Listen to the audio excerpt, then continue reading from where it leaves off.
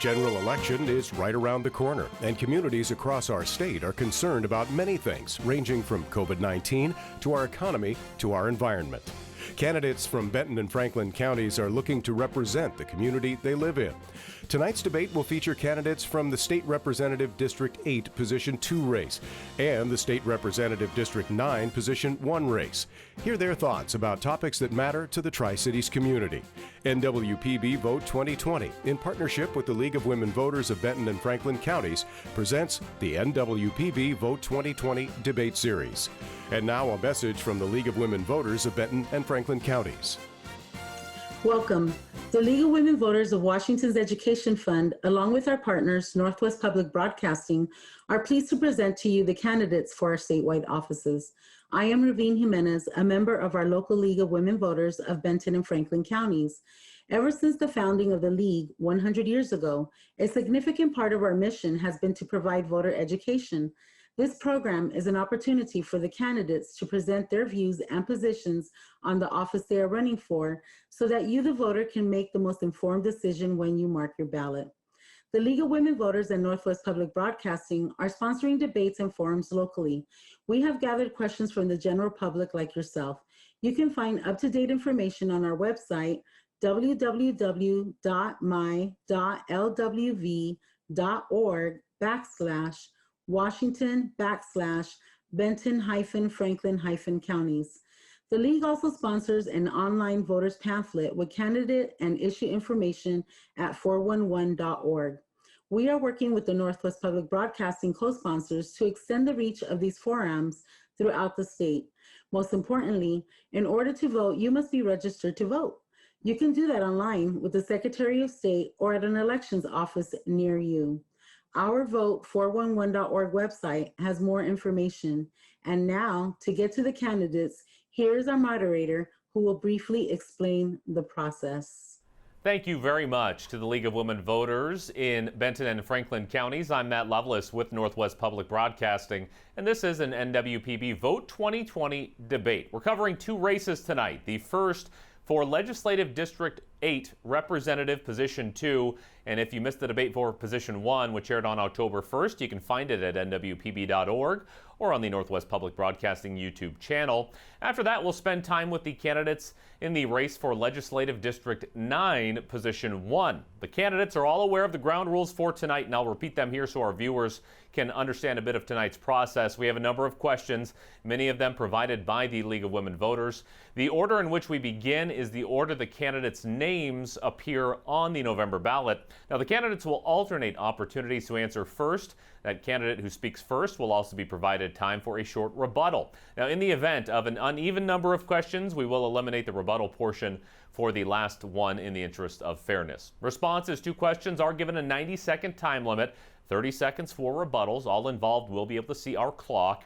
Now, as moderator, it's my job tonight to keep us on time. I always ask the candidates, please help us stay on topic, which means please refrain from interruptions. And in our first race tonight, for District 8 Position 2, Representative Matt Benke is the incumbent in this seat, nearing the end of his first term in the Washington legislature. Prior to that term, he served 3 years on the Kennewick City Council. Now, since 2015, he's been the director and lead professor of the Cybersecurity Division at Columbia Basin College. Larry Stanley is the challenger. Mr. Stanley grew up in Richland, and his life has included time as a teacher, a preacher, and entrepreneur. He is currently the tasting room manager at the Hamilton Cellars on Red Mountain, outside of Benton City. Mr. Stanley, Representative Benke, thank you both for joining us for this debate tonight and for doing this remotely. We would like to begin with some opening statements. Now, as I said, you'll have 90 seconds for a response here. No rebuttals for our opening statements. We'll begin that procedure in the couple of questions to follow. Now, I say opening statements, but we do like to begin with the question that leads into your own introductions. What makes you the best candidate for this position? Mr. Benke, the time is yours. Well, thanks, Matt, and a big thanks to the League of Women Voters and WSU for hosting this event tonight, and to those citizens who are online with us today. My name is Matt Benke, and I'm the Republican candidate for District 8, Position 2, and I humbly ask for your vote. I know I'm the best candidate because I have the broad leadership experience to face today's current challenges impacting our state. I'm a local kid, a product of the Kennewick School District, and a graduate of Eastern Washington University. Upon graduation, I left to serve our country with the U.S. Army as a helicopter pilot and cyber expert for over 21 years, retiring as a lieutenant colonel. My wife of over 30 years allowed me the opportunity to return home to where we both grew up to raise our children, and we loved it. I immediately went to work for the Corps of Engineers, and then on to Energy Northwest, and then into my current position at Columbia Basin College. Our highest priority is the fiscal health of the 8th Legislative District and to continue to reopen our society as safely and quickly as we can. When elected, I pledge to continue to listen to citizens and local business leaders and take appropriate actions where needed to achieve the collective good. Having worked with culturally diverse groups while deployed throughout the world, I have the demonstrated leadership with integrity needed now more than ever. I'll be talking tonight about my 3 priorities of education, energy, and the economy, and I look forward to answering your questions. All right, thank you very much, Mr. Benke. And Mr. Stanley, why do you think you are the best candidate for this position? Well, thank you, WSU and the League of Women Voters. It's my pleasure to be on here tonight. I grew up here in Richland and graduated from Hanford. My parents both still live here and raised us here at the parks and throughout all the recreation. I lived in various places around the nation and around the world. I was a teacher in Asia. I've been a preacher and an entrepreneur, started my own business, and have led organizations and departments of organizations. And so I know what it takes to lead. I know what it takes to work with a diverse group, to reach across the aisles. And I am the candidate for Legislative District 8. And I'm the Alliance Party. I'm with the Alliance Party. And that gives us a different choice than the typical Republicans or Democrats. I will listen to you, to the voters, to the citizens, and no one else. Experts as well, but primarily you. So thank you very much, and I humbly ask for your vote. All right, gentlemen, thank you very much for that. Now let's get to some of these questions. These provided by the League of Women Voters. Now, as I said, we're starting here with the order in which your names appear on the ballot.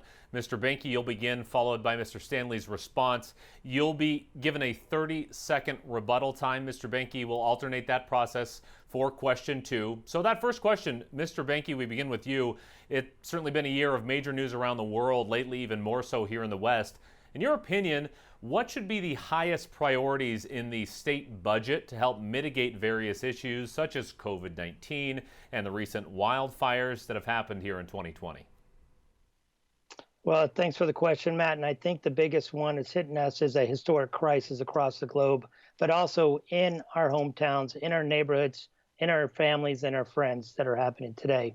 I believe the first thing we need to do is really address the situation right now of safety and ensuring we have the most safe schools to reopen, our safe businesses, and get those essential products that we need to get out to them. And I believe we've done that. We've done that in a large way, and we've gone through this, and I would even argue we flattened the curve, and we're coming out of this crisis, and we should start reopening our schools.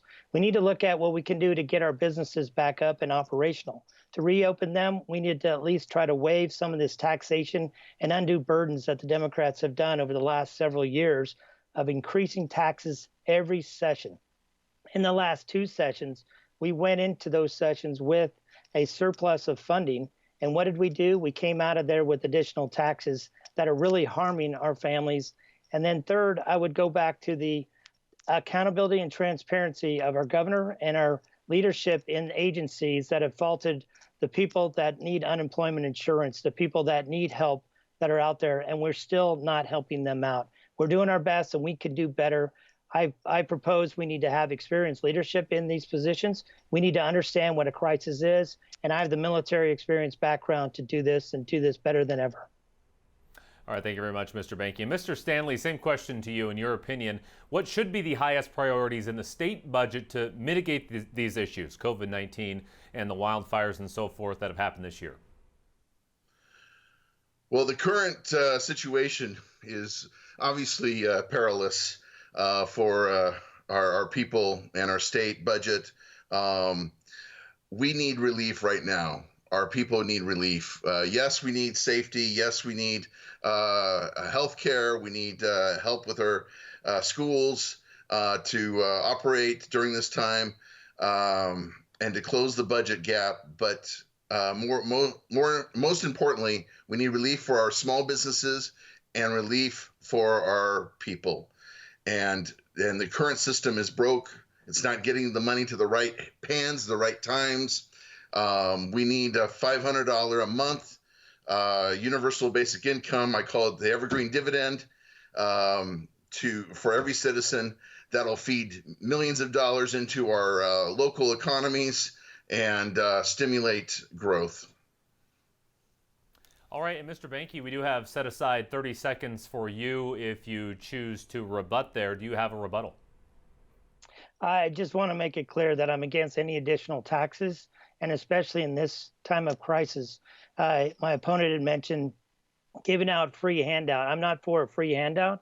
I believe we can suspend a B&O tax that's currently at its highest rate in history. We can then defer some of those taxes, even roll back the current taxation on small business. All right, thank you very much, Mr. Banky. Now we move on to the second question.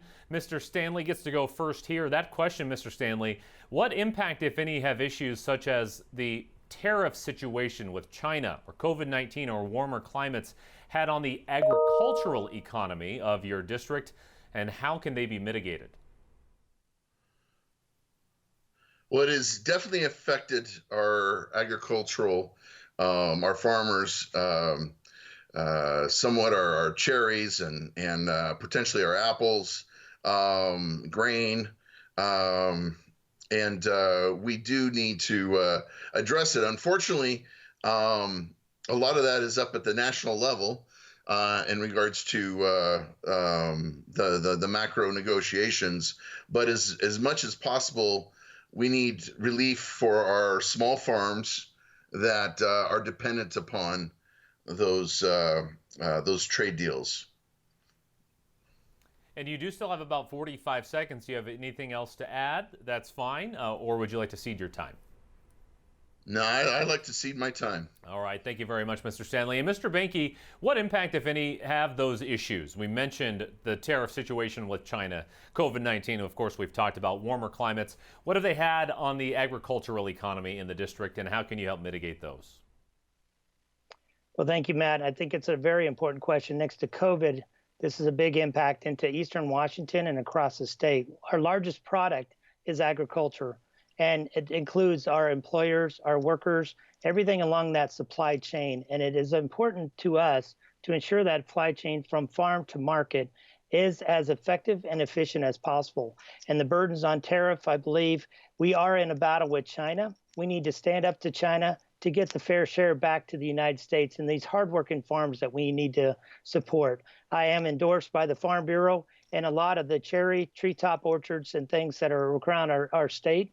And I believe we can get an innovation ecosystem to leverage technology and look at the economic developments of what we can do to get more multimodal transportation and effectiveness within our systems to get farm to market.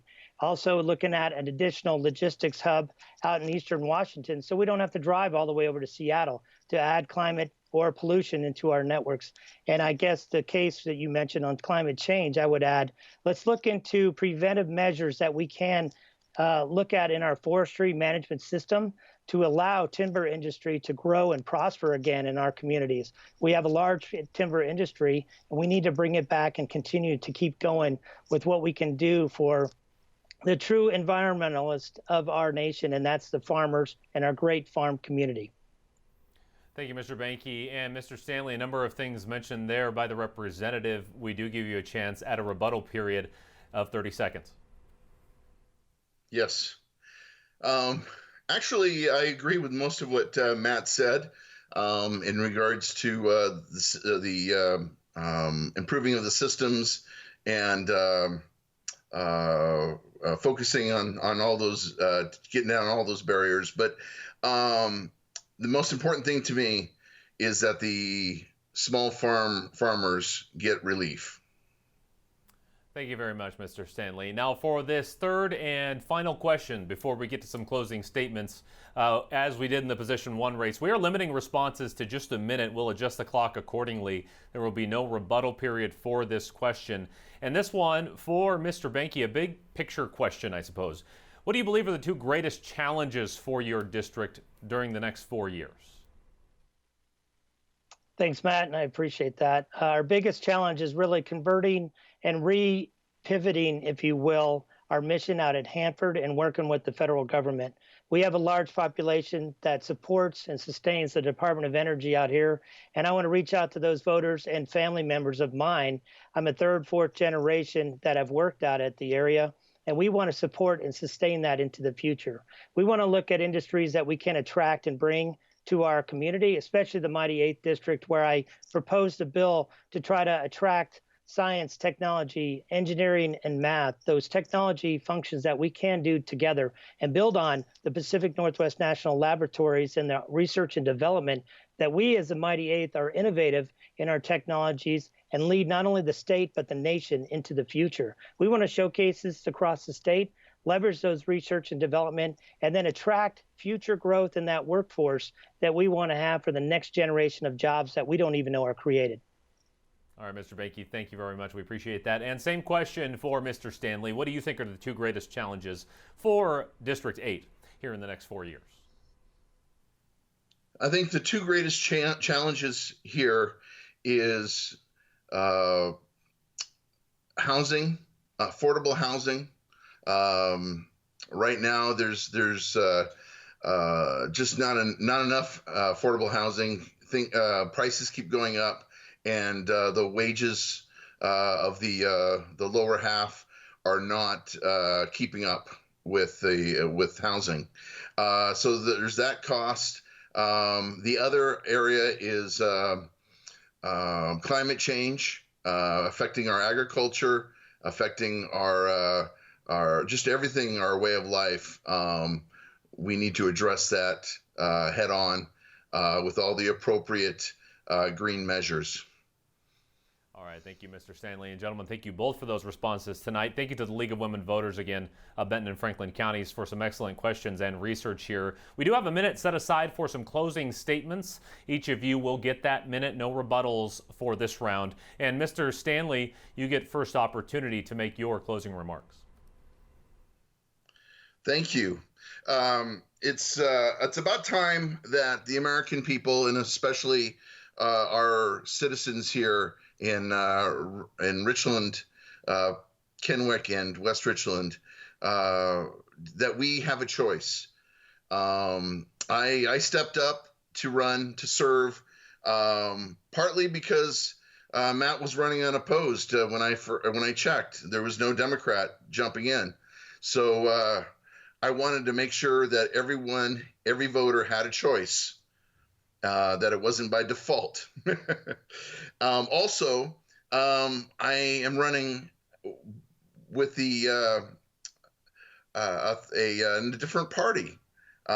So please check my website, my issues, my the Alliance Party, and I ask for your vote. All right, Mr. Stanley, thank you very much. And Mr. Benke, your closing statement, sir. Thank you, Matt, and thank you to the League of Women Voters and to Washington State University, Go Cougs, for today's forum. To the voters who have joined us today, I humbly ask for your vote. Again, to continue on with what I've started 2 years ago. An endorsement for me is an endorsement for an experienced leader who will make the mighty 8th District the best it can be. I believe America is at a crossroads. We have an important decisions ahead of us. We have issues that are facing our country, our state, and our district. COVID-19 has impacted our lives and will continue to impact our safety, our society, and our economy, and especially our families. From education, economy, and the energy, we remember we are all Americans. We are all essential, and during a time of crisis, we need experienced leadership now more than ever. We need to bring back the fundamental core values of ask tough questions, to make the tough decisions, to bring us together. We need that for a bright future today in America and in Olympia. Vote for me. Well, Mr. Banky, Mr. Stanley, again, thank you both for taking some time to let voters get to know you a little bit better. Have a good night. Good night, Matt. Good night. The second part of our program this evening finds us looking into another legislative race for position 1 seat in Legislative District 9 for representative. Now, because this is the only contested District 9 race, we're going to spend a little more time with our candidates tonight. In that race, Mary Dye and Brett Borden. Ms. Dye is the incumbent in this seat. She was appointed to the State House in 2015. She's the assistant ranking member of the House Environment and Energy Committee. She and her husband operate a 3,000-acre wheat farm in the 9th District. And the challenger, Brett Borden. Mr. Borden's resume includes time as a bookkeeper for small businesses in the Tri-Cities and used to run a small business in Pullman. He now works in the manufacturing industry, doing both warehouse management and inventory. Representative Dye, Mr. Borden, on behalf of the League of Women Voters and Northwest Public Broadcasting, thank you both for being here tonight. Now, we've explained to you both the rules and the processes. Right now, we'd like to have your opening statements built around the question, why do you think you are the best candidate for this position? Mrs. Dye, you go first. Thank you so much, and thanks to the League of Women Voters in the Tri-Cities region. And it's a great opportunity to tell you all of the things that I believe are important for our area that I have learned through 5 years of working in the legislature.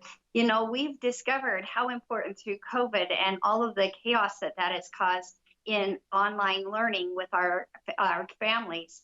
And I have been working very hard for the last few years getting broadband policy that will get high-speed internet across the state. And it's something that we can work and agree on together. A lot of times the people in the legislature on the majority party, they want to frame the issues in ways that fit their agenda, and they've called it an equity issue, and it certainly is, but it's also an economic issue.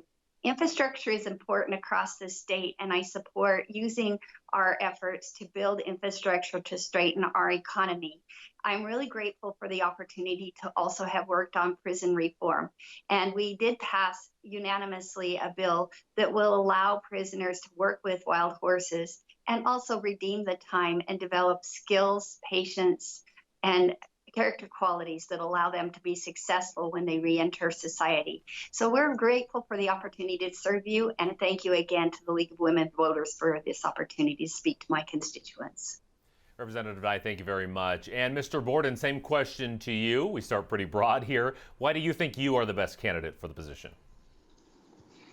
Yeah, glad to be here. Thanks to League of Women Voters for having us.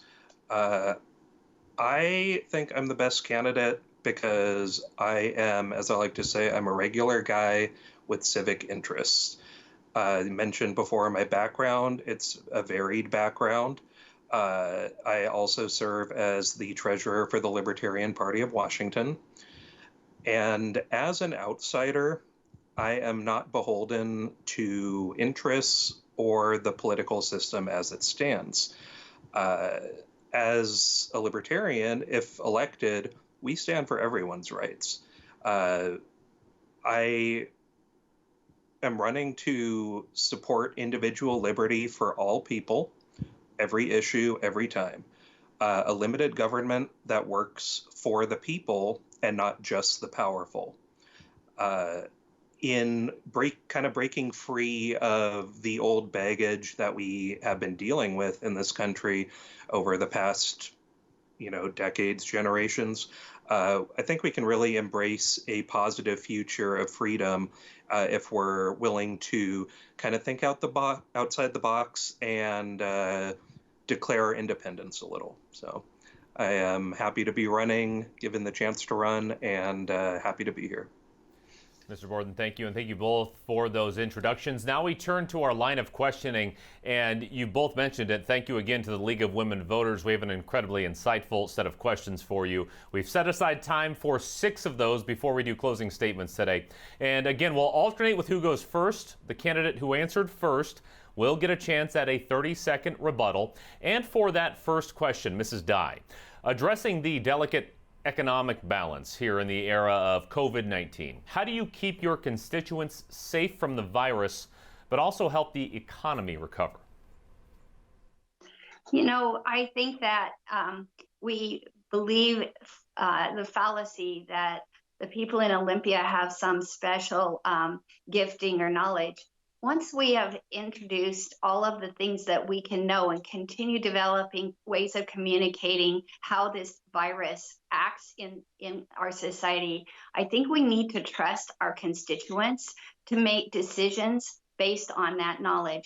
It builds a sense of camaraderie and a sense of goodwill. But when you try to handle it all from the top down, from the gubernatorial mansion only, it creates a level of distrust when the information becomes conflicting, when there's just different opinions on what we should do last week versus this week.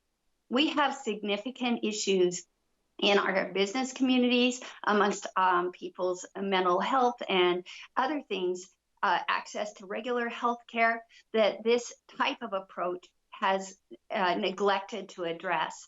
I think that we know enough to keep our constituents safe, to keep our customers safe. We know enough to keep our schools safe, and we need to be allowed to make those decisions personally and on a local level, rather than to have it all come from the gubernatorial mansion. Thank you, Ms. Dye. Mr. Borden, I'll repeat the question for you. How would you keep your constituents safe from the virus and also help in the economic recovery? Yeah, I think Representative Dye made some good points there with this top-down management being the wrong way to go. As free individuals, I think we need to be looking out for ourselves first and foremost and take that personal responsibility. As speaking for myself, I think it's a good idea to be socially distancing, wearing facial coverings, just because it's the right thing to do. When the governor comes down here saying, hey, you have to do this, or you might get fined, or even, prosecuted, possible jail time, they've even bandied about a bit. If you don't do this, I really think that's the wrong way to be doing this. Should be out here saying, hey, this is a serious problem. People who are in medically vulnerable groups or, are older are vulnerable to this. So here's why this is important. Instead, they were choosing which businesses were and were not essential. And it's really been harmful to a lot of independent businesses that can't handle being, having diminished business for the long term. Then I think that's really the better way to go than be choosing as anointed politicians. All right, thank you very much, Mr. Borden. And Ms. Dye, do you have a response? Certainly, I would like to add to that, the governor took it as his personal cause célèbre to make sure that no one got sick. And I think that's just an inaccurate sense of ego on this type of a pandemic. I think that giving people who know their own personal situations to let them make those decisions for themselves always works best, and it respects the civil liberties that are foundational to our nation. And we haven't done that, and we should. We definitely should. And we're staying with the COVID-19 topic for question 2 here. In a number of eastern Washington districts, the virus has disproportionately affected places like nursing homes, meat plants, farm workers, and a prison. What stopgaps need to be put into place to protect residents, employees, inmates, and so forth who have to live or work in these locations? Mr. Borden, your response first. I think that speaking of my own experience, working in a large manufacturing firm, they've taken this by the reins and are setting out, okay, here's what we're going to do. We're spreading out our facilities to accommodate social distancing. I mean, this is what, when you leave it to private entities, this is the kind of response that we get, because having a bunch of people sick is not going to be good for their bottom line. It's not going to be good for, a farm's bottom line. The basically it's not so much as, forcing on people to do it as much as empowering people to do it. Was there a second part of the question? I didn't quite recall. Well, it was mostly just asking about what stopgaps would need to be put in place to protect all of these people who are sort of in these forced programs where they have to be together. Mm-hmm. Yeah, I think it's still about personal responsibility, being able to kind of take the reins oneself and keep ourselves safe. Stay home, if possible, but just kind of need to be taking the reins yourself, is how I would say it. And moving on to Mrs. Dye for the same question, we talk about people who live in these shared living conditions, people who work together in the agricultural community. We even mentioned inmates. What stopgaps could be in place to protect these people? The frame of the question even implies that there would be a top-down approach. What would you do as a leader? What I would do is recognize the innovation comes from the people that are actually on the ground working to solve problems, and that we as an administration and as leaders should be listening and bringing those ideas to the table and amplifying that to others who may have similar situations. Certainly in the ag industry, we've done a lot of work in changing the way we do the processing lines. Definitely Schweitzer Engineering is a very big innovator in this space. We should be letting the people that actually have to work these things out have the autonomy to do so. But when you're looking at institutions where you have a group of people that could easily be largely affected, I think we have to talk about how we use staff, how we allow staff to make decisions to protect the people that they serve, and providing those structures within the administration of those agencies and within the administration of those entities to come up with the innovation that protects people and make sure from our standpoint that they have all the resources that they might need to be able to deploy into those institutions and make sure that their populations can stay safe. We're not allowing that. We think that we have to make all the choices and mandate it, and it's just wrong. And Mr. Borden, you have a chance at a 30-second follow-up, sir. No rebuttal. I think we're pretty much on the same page here. All right, thank you very much. Well, let's move on to question 3 now, and this one for Mrs. Dye first. As I think I can speak for everybody, hopefully we're seeing an end or close to an end of a devastating fire season all up and down the West Coast. Do you believe that climate change contributed to the severity of the fires in the West this year, including Washington? And based on your answer, what could be done to help reduce such devastation in the years ahead? Well, personally, I think that our forest management over the last generation, at least 50 or 60 years, has led to some of the climate issues that we're experiencing now. When you have 280 some odd million acres of large forestry landscape that has been mismanaged and managed really largely through the court system, you have a situation where our forests have declined. We should have been keeping those forests harvested and renewed, making sure that we had a very strong forest products industry to have the resource to maintain those landscapes in a healthy condition. But instead, every timber sale for the last 50 years has had to go through lengthy court cases in order to be able to harvest. Our timber products industry has been decimated in my lifetime. And that type of treatment of large plant landscapes creates the climatic changes that could potentially be causing some of our global climate problems.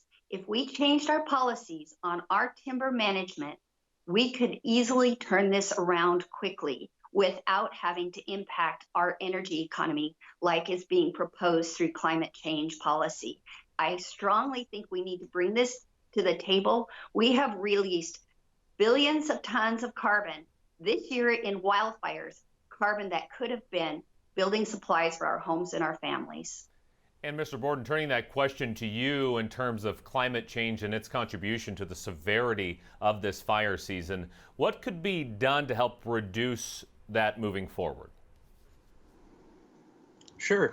I think, speaking, as just a layperson here, I suspect that the rush on the governor's part to just lay this at climate change's feet might have been a little convenient.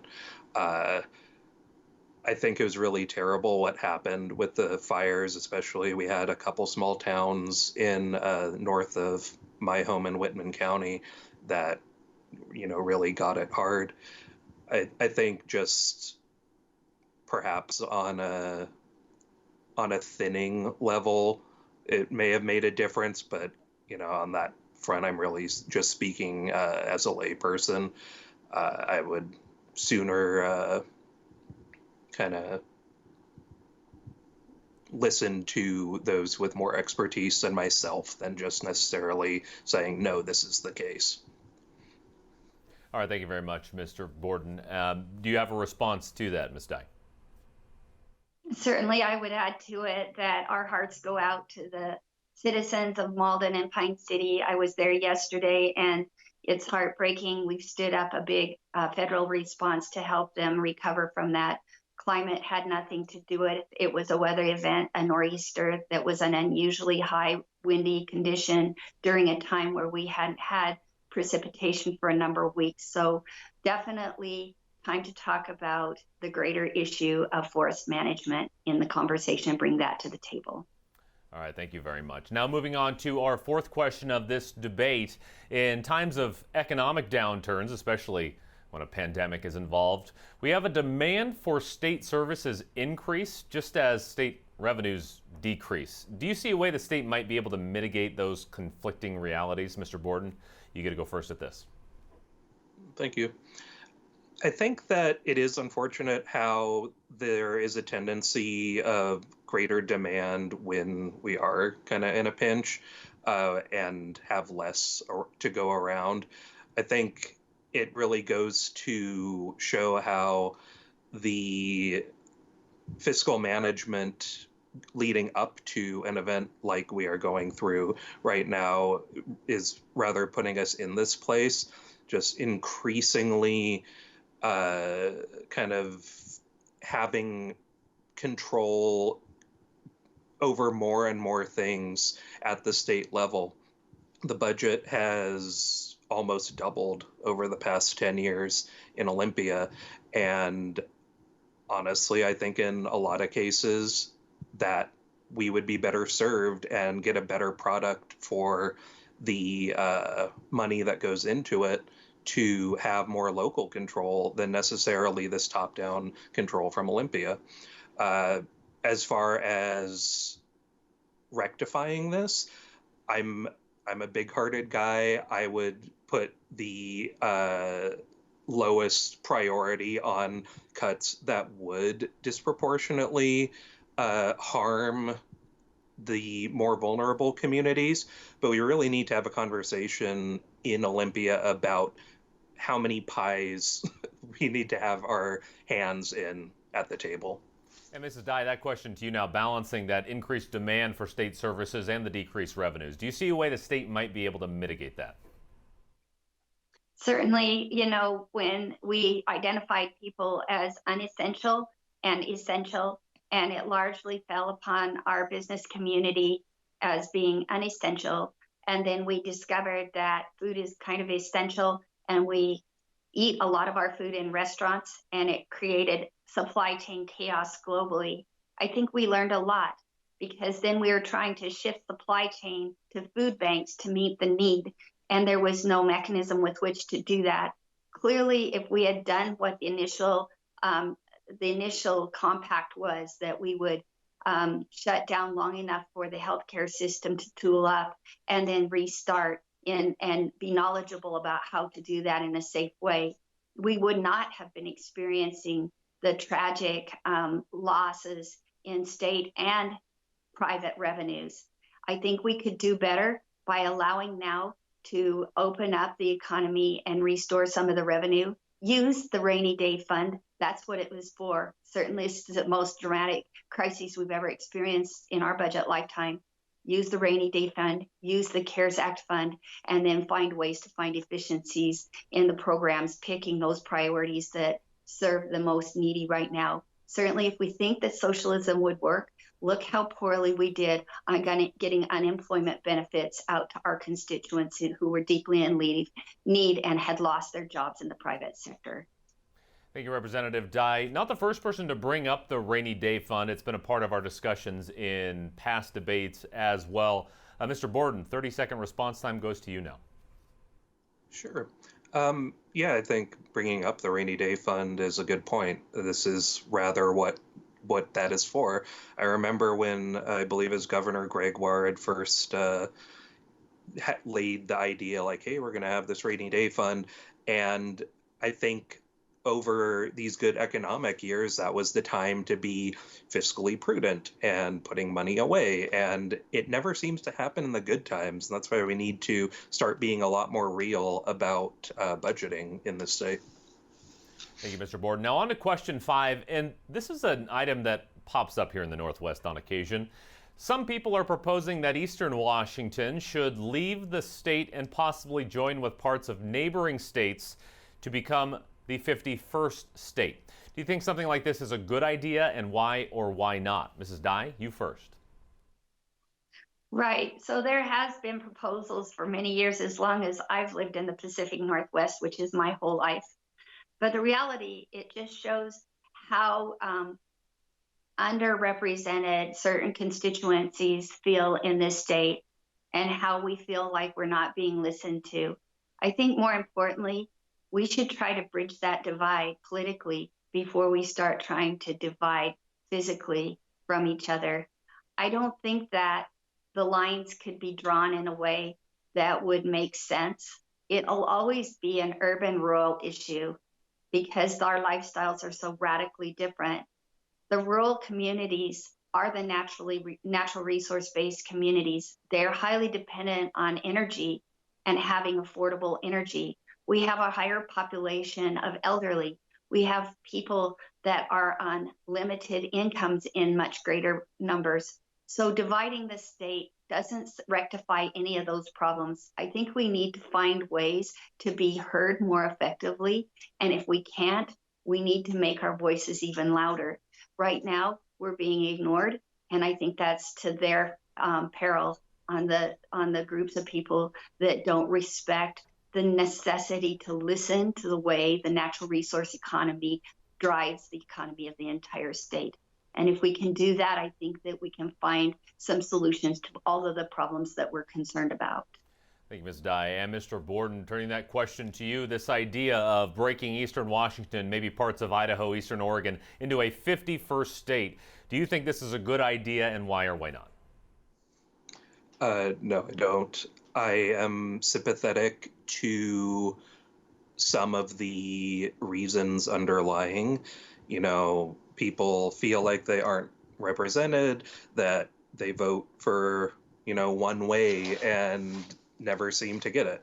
I'm a libertarian, believe me, I get it. But just kind of saying forget it is kind of the easy way out. And I don't think it's a way that serves the interest of certainly not people who are outside of the mainstream or would be mainstream of this new state. As it stands now, Washington, traditionally is Democratic leaning. Eastern Washington is Republican. Okay, so we split the state in two at the Cascades. Now what we have is two extremely lopsided states. I mean, imagine how it feels now where, okay, well, you have some kind of inoffensive centrist types that might get elected statewide as a Republican. Imagine if it was split. Suddenly, if you don't have that prevailing attitude, then you have no chance. You're suddenly really sidelined, and I don't like that at all. And Ms. Dye, do you have a response?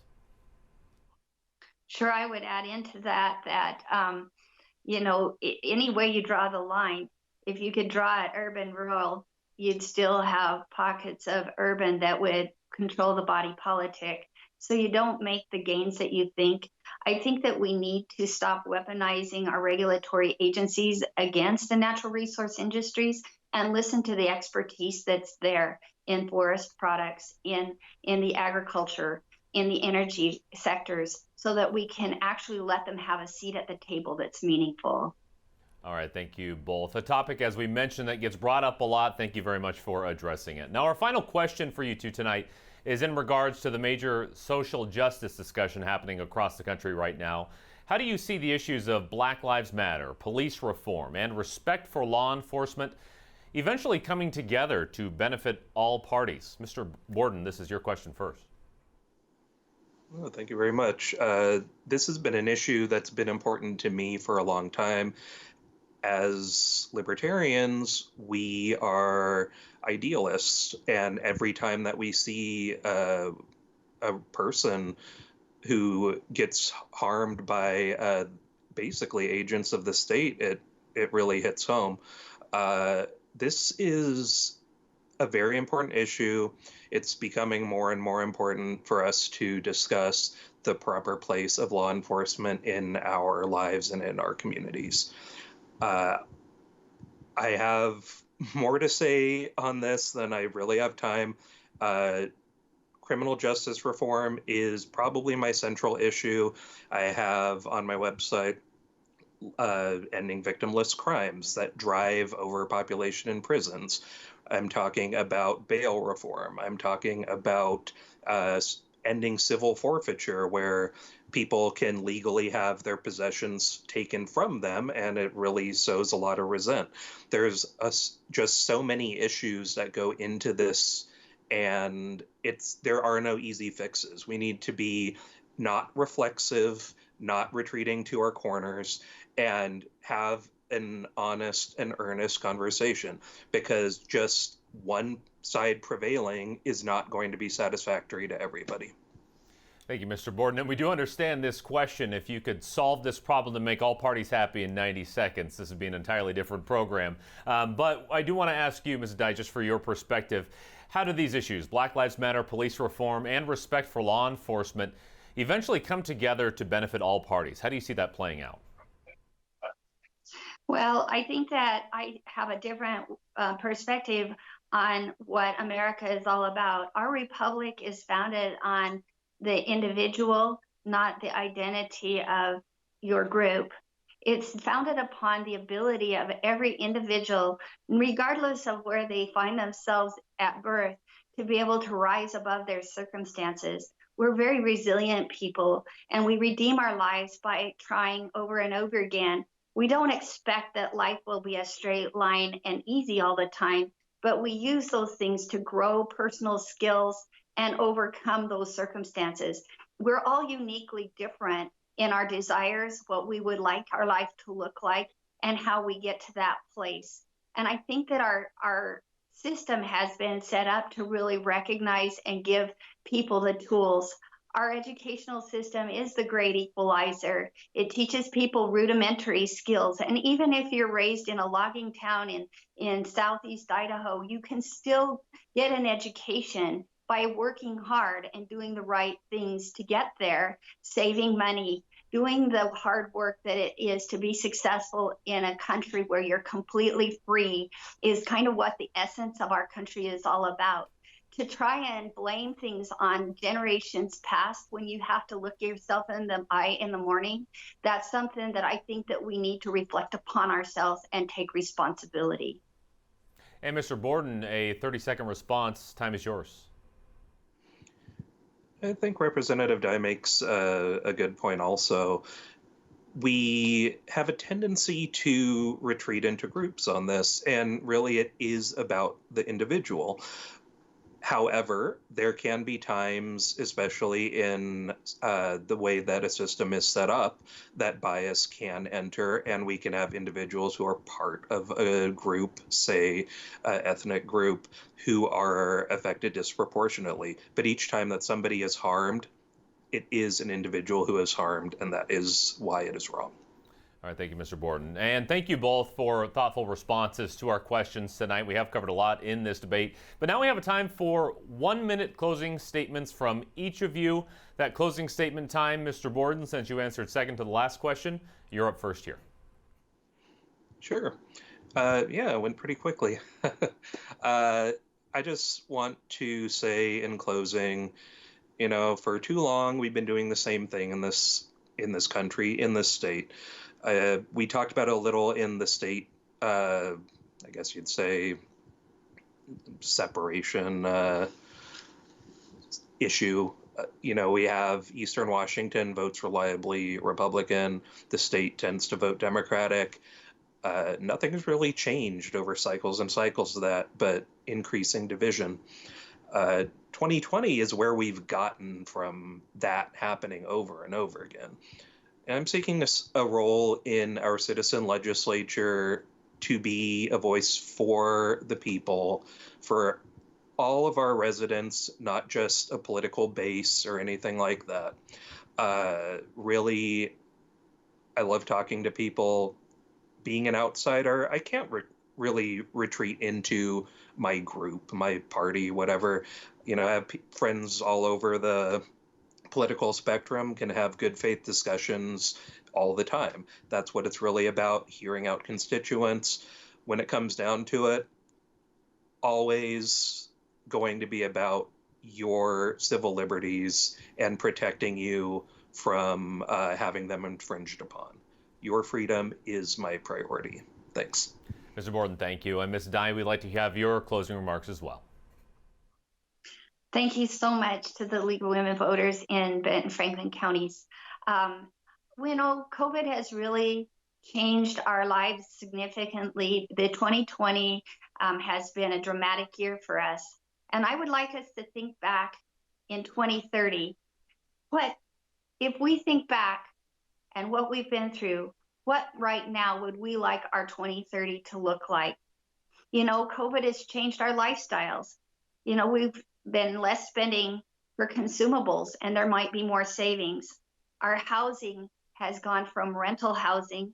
Maybe we'll be homing and we'll be going to a place where we're finding our own home and a real connectedness again to communities by not having to commute so far, home offices, classrooms in the home. And, you know, fewer restaurants. Maybe we'll be eating healthier. We'll be cooking at home and we'll be connecting and bonding with our families.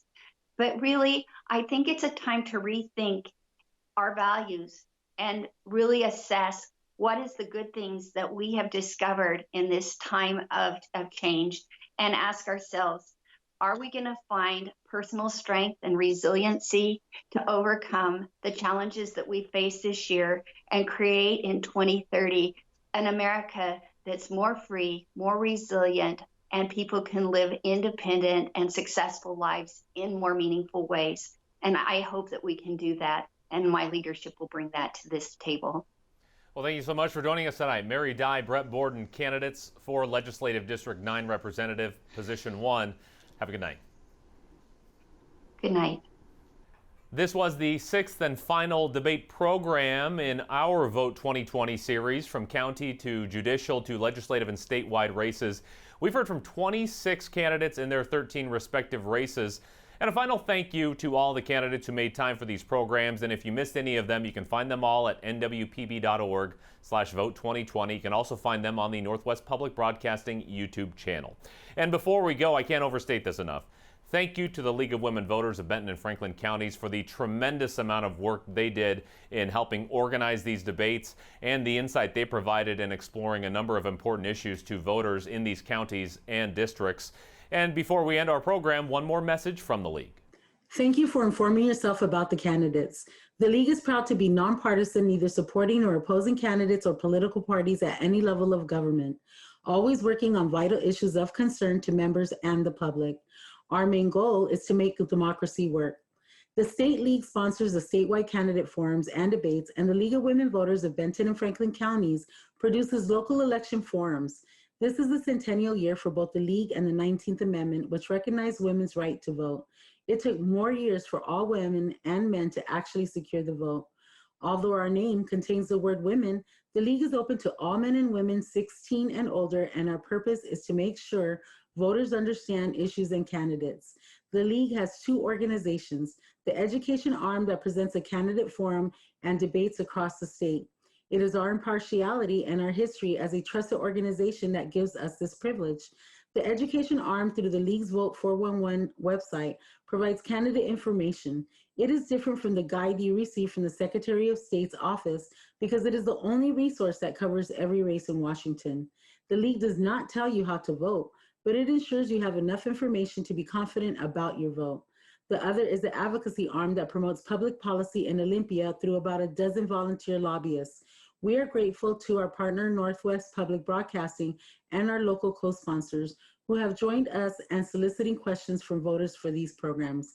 You can get a copy of your vote at lwv.org. It has detailed information about elections, descriptions of elected official offices, what to listen for in a debate or forum, and elections that have been won or lost over a single vote. You can also access Vote 411 on lwv.org. And don't forget, Election Day is Tuesday, November 3rd. There is still time to get registered. The state suggests mail-in voters should register up to 8 days before Election Day. That would be October 26th. You can find information about ballot drop box locations at the Secretary of State's website. Stay with Northwest Public Broadcasting for election coverage up to and including the night of the November 3rd general election. For everybody here who helped make this possible, thank you so much for tuning in. Have a good night.